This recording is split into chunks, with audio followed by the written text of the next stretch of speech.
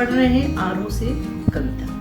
मैं आपको कविता पढ़ाऊंगी वे आंखें, जिसे लिखा है सुमित्रा नंदन पंत जी ने। लेकिन उसको पढ़ाने से पहले मैं आपकी पुस्तकों के बारे में आपसे कुछ बात करूंगी। देखिए, आपकी दो पुस्तकें हैं, आरो भाग 1 और वितान भाग 1। तो आरो वितान जो दो पुस्तकें आपकी हैं, इसी के भाग 2 जो है क्लास 12th में लगे हैं, जो आप क्लास 12th में पढ़ेंगे। इसके अलावा क्या क्या चीज़ें आपको और पढ़नी है क्लास 11th में, मैं आपको बताने जा रही हूँ। आपको अपठित गद्यांश पढ़ना है, अपठित कविता पढ़नी है, आपके कोर्स में है मीडिया, आपके कोर्स में है अनुच्छेद, और आपके कोर्स में कुछ चीज़ें और हैं, मैं उनके बारे में आपको बताती हूँ। उसके बाद हम कविता पर आते हैं। देखिए क्या क्या चीज़ें और हैं।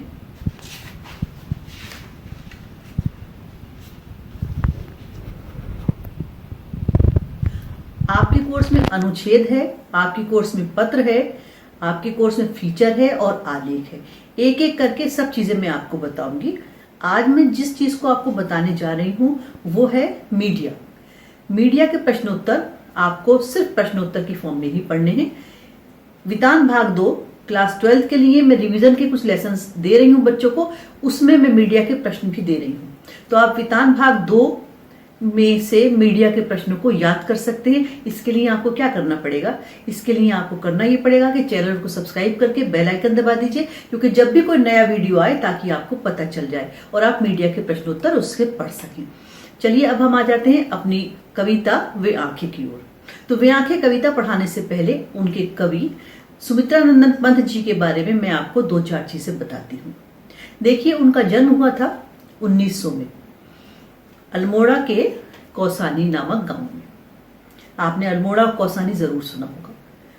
उन्होंने अपनी शिक्षा वहीं कौसानी से स्टार्ट की। उसके बाद वो चले गए बनारस, वहां पर उन्होंने उच्च शिक्षा ली। लेकिन गांधी जी के विचारों से प्रभावित होकर उन्होंने अपनी शिक्षा को बीच में ही छोड़ दिया और वो देश की आज़ादी के कामों में लग गए। 1977 यानी कि 1977 में उनकी डेथ हो गई। लेकिन इससे पहले उन्हें बहुत सारे पुरस्कार मिले।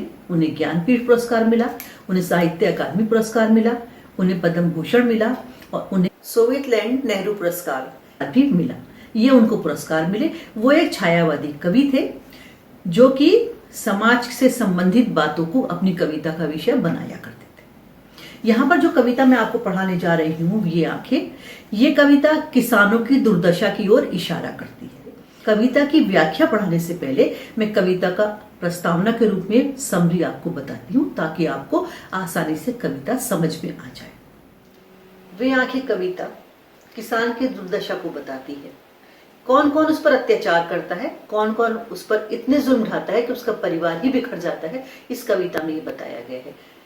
वो किसान जो कभी स्वाधीन होता है, जिसकी खेती होती है, जिसका परिवार होता है, जिसके पास सारे हेल्पिंग हैंड्स होते हैं, एक समय ऐसा आता है कि वो बेचारा बिल्कुल असहाय हो जाता है। ना उसके पास परिवार रहता है, ना उसके पास खेत रहते हैं। उसके कारण क्या होते हैं, यही इस कविता में बताया गया है। किसान जिसकी आंखें परेशानी के कारण गहरी गुफाओं के समान नजर आती हैं।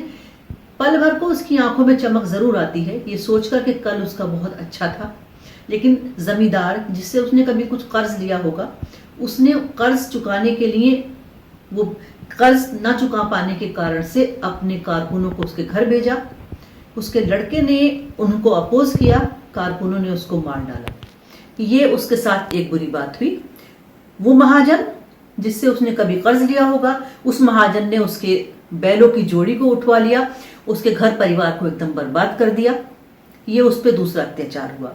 तीसरा अत्याचार उस पर यह हुआ कि उसके बेटे की बहू, उसको बुला लिया कोतवाल ने, और बेचारी वहां तो गई थी शायद सहायता के कारण, लेकिन कभी लौटकर घर नहीं आई, कुएं में गिर गई और मर गई। उसका पूरा परिवार बिखर गया। बेटा उसका चला गया, बहू उसकी चली गई, उसकी पत्नी इस संसार से विदा हो गई, क्योंकि ना उसको दवा मिली, ना उसको कोई सहारा मिला।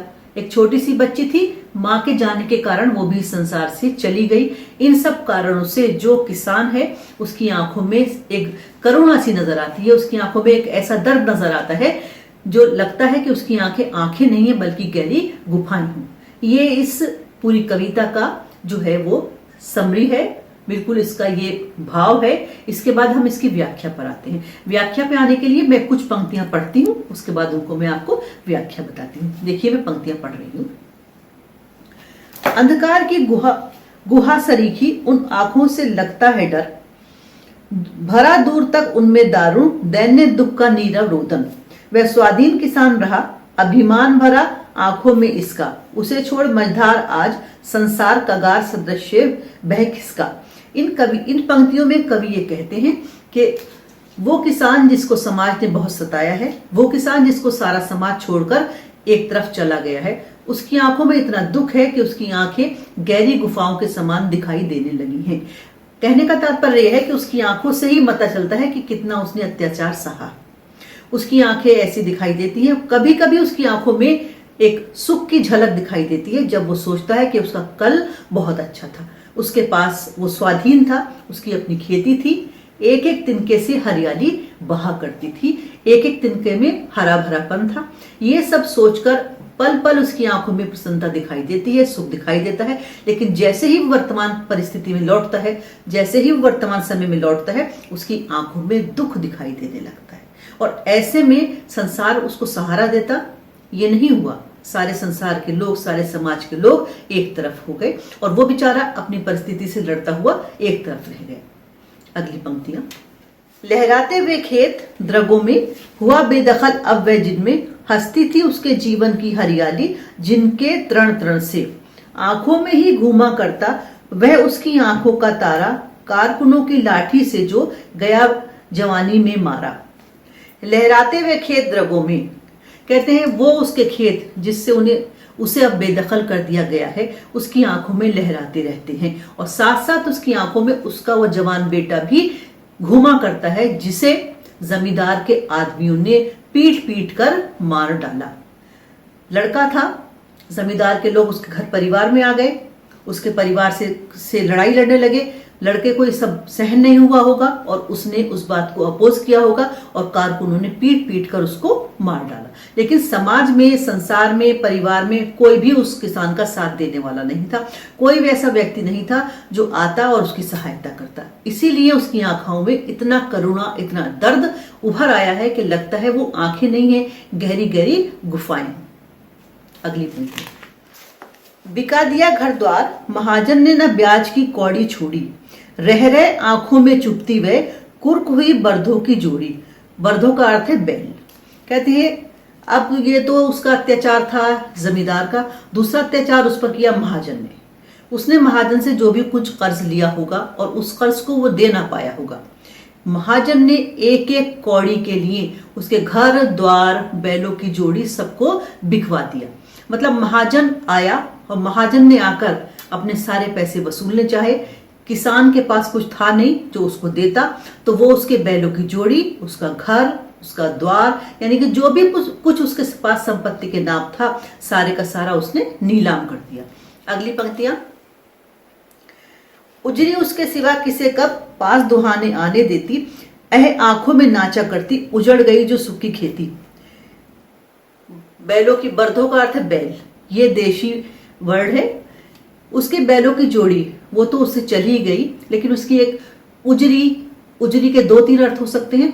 उजरी किसी गाय का नाम भी हो सकता है और उजरी का अर्थ होता है उजली, यानी कि उसकी सफेद एक सुंदर सी जो गाय थी वो भी चली गई। जबकि जो उसकी जो गाय थी उसके अलावा किसी को अपने पास आने भी नहीं देती थी। यानी कि गाय को वो किसान बहुत प्रिय था, दोनों में आपस में बहुत अच्छी अंडरस्टैंडिंग थी। गाय का दूध निकालने के लिए किसान के सिवा कोई उस तक जा ही नहीं सकता था, वो इतनी उसको प्यारी थी। लेकिन वो जो उसकी उजरी, उसकी जो उजली, उसकी जो चिट्टी, गोरी चिट्टी सी गाय थी, वो भी अब उसके पास नहीं रही। इससे उसके परिवार में, यानी कि उसके बैल चले गए, उसका घर परिवार चला गया, उसके जो एक गाय थी वो उसके हाथ से चली गई, उसकी सारी खेती भी चली गई। इस सब का असर उसके परिवार पर बहुत बुरा पड़ा। उसकी पत्नी का क्या हुआ और उसके बाकी उसकी बेटी का क्या हुआ, उसकी बहू का क्या हुआ, ये अगली पंक्तियों में है। बिना दवा दर्पण के घरनी, स्वर्ग चली आंखें भर आती, देख रेख के बिना दुमुही बिटिया 2 दिन बाद मर गई। उसकी पत्नी थी जो बीमार पड़ी, लेकिन दवा के लिए कोई पैसा नहीं था, इसलिए बिना दवा के ही पत्नी स्वर्ग को सिधार गई।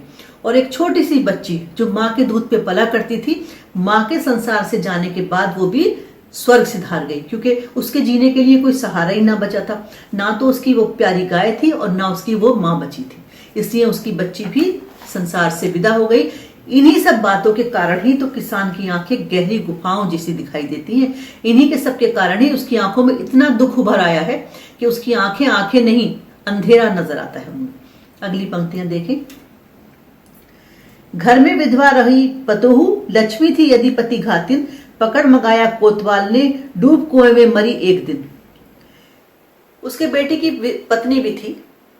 जब तक उसका पति था सब उसको कहते थे वो लक्ष्मी है, लेकिन जैसे ही उसके पति संसार से विदा हो गया, जैसे ही जमींदार के लोगों ने उसके पति को मार डाला, वो विधवा जो उसकी बहू थी वो लक्ष्मी की जगह पति घातिन कहलाई जाने लगी। ये तो उस बिचारी के साथ एक बहुत ही बड़ा अत्याचार, अन्याय हुआ। एक अन्याय और उसके साथ हुआ। एक दिन कोतवाल ने उसको मंगाया, उसे बुलाया। वो किसान और उसकी बहू समझे होंगे कि शायद इसलिए बुलाते हैं कि कुछ हमारी मदद करेंगे, सहायता करेंगे, लेकिन जो बहू गई बेचारी लौट कर नहीं आई, कुएं में गिरकर उसने अपनी जान दी थी।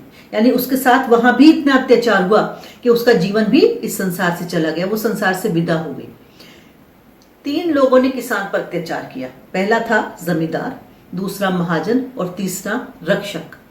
कहते हैं जब रक्षक भक्षक बन जाए तो सहायता कौन करेगा। तो उसकी बहू को बुलाया और क्या अत्याचार उस पर किया होगा कि बेचारी घर लौटने की बजाय कुएं में जाना उसने ज्यादा पसंद किया। अगली पंक्तियां देखिए। खैर पैर की जूती जोरू न सही एक दूसरी आती, पर जवान लड़के की सुधकर सांप लौटते फटती छाती।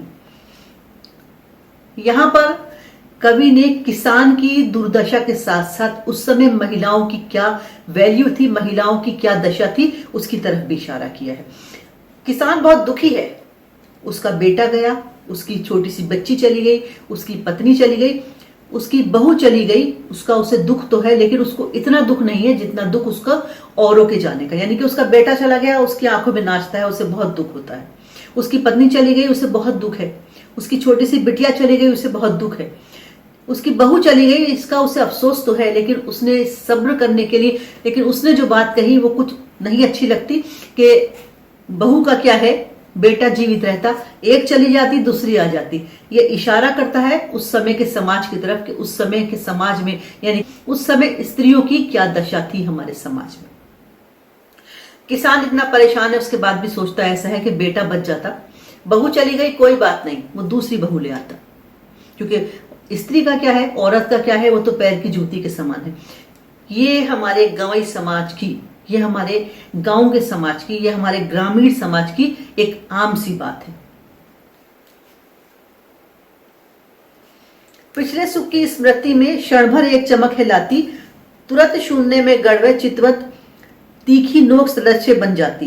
कहते हैं उसके जवान बेटे की याद कर करके उसकी आंख, जो सीने है, उसकी जो छाती है, उस पर सांप लौटते हैं। उसका लड़का उसको हर पल याद आता है, और यही सब याद कर करके कि उसका कैसा हरा भरा खेत था, उसका कैसा पूरा परिवार था। उसकी आंखों में एक पल के लिए कहीं सुख की छाया सी नजर आती है, लेकिन जैसे ही वो वर्तमान परिस्थिति में आता है, जैसे ही वो वर्तमान के बारे में सोचता है, वो सारी जो सुख की छाया है वो पल में ही गायब हो जाती, पल में ही वो मिट जाती है। जैसे ही वो वर्तमान में लौटता है, उसकी आंखें शून्य को निहारने लगती हैं, और वो फिर दुख के गहरे कुएं में खो जाता है, और उसकी आंखें गहरी गुफाओं की तरह दिखाई देने लगती हैं। तो बच्चों, बहुत आसान सी कविता है। किसानों की क्या दशा है, क्या दुर्दशा है, वर्तमान में भी हम जानते हैं। आप भी थोड़ा इतने समझदार तो हैं ही कि समझते हैं कि किसकी क्या दशा है आजकल, या किसकी क्या वैल्यू है हमारे समाज में। तो किसानों के बारे में अक्सर हम आजकल पढ़ते भी रहते हैं कि बेचारे किसान कैसे आत्महत्या कर रहे हैं, कितने परेशान हैं। तो ये कविता तो बहुत पुरानी है। ये कविता तो हमारी तब की है जब हमारा देश आजाद हुआ ही हुआ था। तो किसान की दशा उस समय कैसी थी, ये मैंने आपको उसकी व्याख्या बता दी। शुरू में मैंने प्रस्तावना के फॉर्म में उसकी समरी बताई थी आपको, मैंने उसके कवि को बताया। साथ में मैंने आपको एक बात और बताई कि मीडिया आपको पढ़ना है, उसके लिए आपको क्लास 12th वितान को के साथ मीडिया के जो प्रश्न होंगे उनको देखना है। तो अब आप जब भी कोई वीडियो देखिएगा क्लास 12 वितान से, वितान भाग 2 जब कभी हो तो आप उसको जरूर देखिएगा, उसमें आपको मीडिया के प्रश्न मिल जाएंगे। मैंने शुरू में कहा है कि मेरे जो चैनल है उसको सब्सक्राइब करके बेल आइकन दबा दीजिएगा ताकि आपको नए से नया वीडियो मिलता रहे। Thank you.